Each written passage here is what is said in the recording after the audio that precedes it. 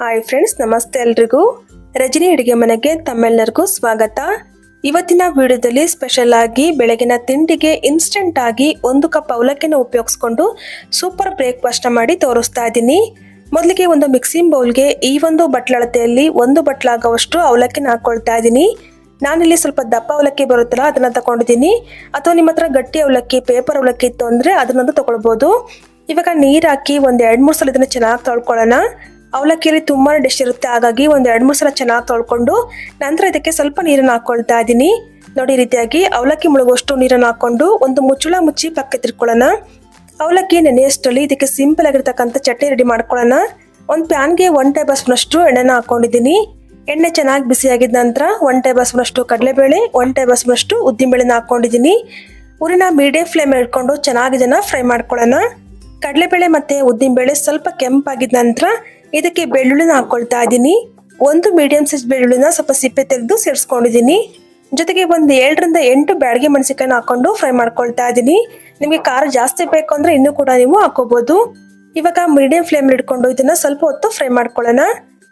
ಮೆಣಸಿನಕಾಯಿ ಸ್ವಲ್ಪ ಕ್ರಿಸ್ಪಿ ಆಗಿದ ನಂತರ ಇದಕ್ಕೆ ಈರುಳ್ಳಿನ ಹಾಕೊಳ್ತಾ ಇದ್ದೀನಿ. 1-2 ಮೀಡಿಯಂ ಸೈಜ್ ಈರುಳ್ಳಿನ ಈ ರೀತಿ ಸ್ವಲ್ಪ ದಪ್ಪ ದಪ್ಪ ಕಟ್ ಮಾಡ್ಕೊಂಡು ಹಾಕೊಂಡಿದ್ದೀನಿ. ಜೊತೆಗೆ 1-2 ಟೊಮೊಟೊನು ಕೂಡ ಸ್ವಲ್ಪ ದಪ್ಪ ಕಟ್ ಮಾಡ್ಕೊಂಡು ಹಾಕೊಂಡು ಚೆನ್ನಾಗಿ ಫ್ರೈ ಮಾಡ್ಕೊಳ್ತಾ ಇದ್ದೀನಿ. ಟೊಮೊಟೊ ಸ್ವಲ್ಪ ಮೆತ್ತಗಾಗಬೇಕು, ಅಲ್ಲಿವರೆಗೂ ಚೆನ್ನಾಗಿ ಫ್ರೈ ಮಾಡ್ಕೊಳ್ಳಿ. ನೋಡಿ, ಈ ರೀತಿಯಾಗಿ ಟೊಮೊಟೊ ಸ್ವಲ್ಪ ಮೆತ್ತಗಾದ ನಂತರ ಸ್ಟವ್ ಅನ್ನು ಆಫ್ ಮಾಡ್ಕೊಳ್ತಾ ಇದ್ದೀನಿ. ಸ್ಟವ್ ಅನ್ನು ಆಫ್ ಮಾಡ್ಕೊಂಡು ಸ್ವಲ್ಪ ತಣ್ಣಗಾದ ನಂತರ ಇದನ್ನ ಮಿಕ್ಸರ್ ಜಾರ್ಗೆ ಹಾಕೊಳ್ತಾ ಇದ್ದೀನಿ. ನೋಡಿ, ಮಿಕ್ಸರ್ ಜಾರ್ಗೆ ಹಾಕಿದ ನಂತರ ರುಚಿಗೆ ತಕ್ಕಷ್ಟು ಉಪ್ಪನ್ನು ಕೂಡ ಸೇರಿಸ್ಕೊಂಡು ಇದನ್ನ ನೈಸ್ ಆಗಿ ಗ್ರೈಂಡ್ ಮಾಡ್ಕೊಳ್ಳೋಣ. ಇದಕ್ಕೆ ನೀರನ್ನು ಸೇರಿಸೋದಕ್ಕೆ ಹೋಗಬಾರ್ದು. ನೋಡಿ, ಈ ರೀತಿಯಾಗಿ ನೈಸ್ ಆಗಿ ಗ್ರೈಂಡ್ ಮಾಡ್ಕೊಂಡಿದ್ದೀನಿ. ಇವಾಗ ಇದನ್ನ ಒಂದು ಚಿಕ್ಕ ಬೌಲ್ಗೆ ಹಾಕೊಳ್ತಾ ಇದ್ದೀನಿ. ನೋಡಿ, ಈ ತರ ಹಾಕೊಂಡಿದ ನಂತರ ಇದಕ್ಕೆ ಸಿಂಪಲ್ ಒಗ್ಗರಣೆ ಹಾಕೊಳ್ತಾ ಇದ್ದೀನಿ. ಎಣ್ಣೆ, ಸಾಸಿವೆ, ಕರಿಬೇವು, ಕಡಲೆಬೇಳೆ, ಉದ್ದಿನಬೇಳೆನ ಹಾಕೊಂಡು ಸಿಂಪಲ್ ಆಗಿರ್ತಕ್ಕಂಥ ಒಗ್ಗರಣೆನ ಹಾಕೊಂಡು ಚೆನ್ನಾಗಿ ಮಿಕ್ಸ್ ಮಾಡ್ಕೊಂಡ್ರೆ ಆಯ್ತು. ಈ ಚಟ್ನಿ ಅಂತೂ ತುಂಬಾನೇ ಸೂಪರ್ ಇರುತ್ತೆ, ಖಂಡಿತ ಒಂದ್ಸಲ ಟ್ರೈ ಮಾಡಿ. ಇವಾಗ ನೋಡಿ, 10 ನಿಮಿಷ ಆಗಿದ ನಂತರ ನೋಡ್ತಾ ಇರ್ಬೋದು ಅವಲಕ್ಕಿ ಎಲ್ಲ ಚೆನ್ನಾಗಿ ಮೆತ್ತಗಾಗಿದೆ. ಇವಾಗ ಇದಕ್ಕೆ 1 ಕಪ್ ಆಗುವಷ್ಟು ರವೆನ ಹಾಕೊಳ್ತಾ ಇದ್ದೀನಿ. ಉಪ್ಪಿಟ್ಟೆಲ್ಲ ಮಾಡ್ತೇನೆ ನೋಡಿ, ಅದೇ ರವೆ ತಗೊಂಡಿದ್ದೀನಿ. ಹಾಗೆಯೇ ಅದೇ ಕಪ್ ಅಳತೆಯಲ್ಲಿ 1 ಕಪ್ ಆಗುವಷ್ಟು ಮೊಸರು ಹಾಕೊಳ್ತಾ ಇದ್ದೀನಿ. ಜೊತೆಗೆ 1 ಕಪ್ ಅಷ್ಟು ನೀರನ್ನು ಕೂಡ ಹಾಕೊಳ್ತಾ ಇದ್ದೀನಿ. ಹಾಕೊಂಡು ಚೆನ್ನಾಗಿ ಇದನ್ನ ಒಂದ್ಸಲ ಮಿಕ್ಸ್ ಮಾಡ್ಕೊಳ್ಳೋಣ. ರವೆನ ಹಾಕಿದ ನಂತರ ಮತ್ತೆ ನೆನೆಸಿಕೊಳ್ಬೇಕಂತೆಲ್ಲ ತಕ್ಷಣಕ್ಕೆ ನೀವು ರುಬ್ಕೊಳ್ಬಹುದು. ಇವಾಗ ಒಂದು ಮಿಕ್ಸರ್ ಜಾರ್ಗೆ ಸ್ವಲ್ಪ ಸ್ವಲ್ಪನೇ ಹಾಕೊಂಡು ರುಬ್ಕೊಳ್ಳೋಣ. ನೋಡಿ, ಸ್ವಲ್ಪ ಹಾಕೊಂಡಿದ್ದೀನಿ. ಇವಾಗ ಸ್ವಲ್ಪ ನೀರನ್ನ ಸೇರಿಸ್ಕೊಂಡು ಆದಷ್ಟು ಇದನ್ನ ನೈಸ್ ಆಗಿ ಗ್ರೈಂಡ್ ಮಾಡ್ಕೊಳ್ಬೇಕು. ನೋಡಿ, ಈ ರೀತಿಯಾಗಿ ನೈಸ್ ಆಗಿ ಗ್ರೈಂಡ್ ಮಾಡ್ಕೊಂಡಿದ್ದೀನಿ.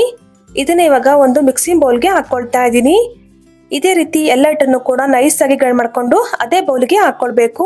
ನಂತರ ಇದಕ್ಕೆ ರುಚಿ ತಕ್ಕಷ್ಟು ಉಪ್ಪನ್ನು ಹಾಕೊಳ್ತಾ ಇದ್ದೀನಿ.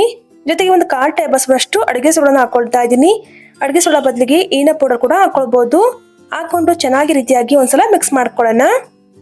ನೋಡಿ, ಈ ತರ ಚೆನ್ನಾಗಿ ಮಿಕ್ಸ್ ಮಾಡ್ಕೊಂಡು ಇದನ್ನ ಪಕ್ಕಕ್ಕೆ ತಿರ್ಕೊಳ್ಳಿ. ಇವಾಗ ಒಂದು ಚಾಪಿಂಗ್ ಮಿಷಿನಿಗೆ 1 ಈರುಳ್ಳಿನ ಹಾಕೊಳ್ತಾ ಇದ್ದೀನಿ. ಜೊತೆಗೆ ಒಂದೇ ಒಂದು ಟೊಮೆಟೊನು ಕೂಡ ಸ್ವಲ್ಪ ದಪ್ಪ ಕಟ್ ಮಾಡ್ಕೊಂಡು ಹಾಕೊಂಡಿದ್ದೀನಿ. ಹಾಗೇನೆ ಒಂದೇ ಒಂದು ಕ್ಯಾರೆಟನ್ನು ಕೂಡ ಹಾಕೊಂಡಿದ್ದೀನಿ. ಒಂದು ಅರ್ಧ ಕ್ಯಾಪ್ಸಿಕಮ್ ಅನ್ನು ಕೂಡ ಕಟ್ ಮಾಡಿ ಹಾಕೊಂಡಿದ್ದೀನಿ. ನಂತರ ಇದಕ್ಕೆ ಒಂದು ಅರ್ಧ ಇಂಚಷ್ಟು ಶುಂಠಿನೂ ಸಹ ಕಟ್ ಮಾಡಿ ಹಾಕೊಂಡಿದ್ದೀನಿ. ಜೊತೆಗೆ ಒಂದೇ ಒಂದು ಹಸಿಮೆಣಸಿನಕಾಯಿನ ಕೂಡ ಮುರಿದು ಹಾಕೊಳ್ತಾ ಇದ್ದೀನಿ. ಇವಾಗ ಇದನ್ನ ಚಾಪ್ ಮಾಡ್ಕೊಳ್ಳೋಣ. ಬೇಕಾದ್ರೆ ನೀವು ಸಣ್ಣ ಸಣ್ಣದ ಕಟ್ ಮಾಡಿ ಕೂಡ ಹಾಕೋಬಹುದು. ನೋಡಿ, ರೀತಿಯಾಗಿ ಚೆನ್ನಾಗಿ ಚಾಪ್ ಮಾಡ್ಕೊಂಡಿದ್ದೀನಿ. ಮಕ್ಕಳು ಏನಾದರೂ ತರಕಾರಿ ತಿನ್ನೋದಕ್ಕೆ ಇಷ್ಟಪಡೋದಿಲ್ಲ ಅಂತ ಹೇಳಿದ್ರೆ ಈ ತರ ನೀವು ಚಿಕ್ಕ ಕಟ್ ಮಾಡಿ ಹಾಕೊಳ್ಳಿ, ಚೆನ್ನಾಗಿರುತ್ತೆ. ಇವಾಗ ಮಿಕ್ಸ್ ಮಾಡಿ ಇಟ್ಕೊಂಡಿದ್ವಲ್ಲ ಹಿಟ್ಟಿ ಜೊತೆಗೆ ತರಕಾರಿಗಳನ್ನ ಹಾಕೊಳ್ತಾ ಇದ್ದೀನಿ. ಹಾಕೊಂಡು ಈ ರೀತಿಯಾಗಿ ಚೆನ್ನಾಗಿ ಇದನ್ನ ಮಿಕ್ಸ್ ಮಾಡ್ಕೊಳ್ಳೋಣ. ತುಂಬಾ ತೆಳುವಾಗಿ ಮಾಡ್ಕೊಳ್ಳೋದಕ್ಕೆ ಹೋಗ್ಬಾರ್ದು. ನಾನು ನಾರ್ಮಲ್ ಆಗಿ ದೋಸೆ ಹಿಟ್ಟನ್ನ ಯಾವ ರೀತಿಯಾಗಿ ರೆಡಿ ಮಾಡ್ಕೊಳ್ತೀನಿ ನೋಡಿ, ಆ ರೀತಿಯಾಗಿರ್ಬೇಕು. ನೋಡಿ, ಈ ರೀತಿಯಾಗಿ ಚೆನ್ನಾಗಿ ಮಿಕ್ಸ್ ಮಾಡ್ಕೊಂಡು ಇದನ್ನ ಒಂದು ಸೈಡಲ್ಲಿ ತಿರ್ಕೊಳ್ಳೋಣ. ಇವಾಗ ಗ್ಯಾಸ್ ಮೇಲೆ ಒಂದು ಪ್ಯಾನ್ಗೆ ಸ್ವಲ್ಪ ಎಣ್ಣೆನ ಹಚ್ಕೊಳ್ತಾ ಇದ್ದೀನಿ.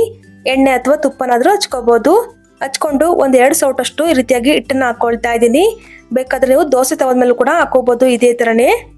ನೋಡಿ, 1-2-2.5 ಸ್ಪೂನ್ ಅಷ್ಟು ಹಿಟ್ಟನ್ನ ಹಾಕೊಳ್ತಾ ಇದ್ದೀನಿ.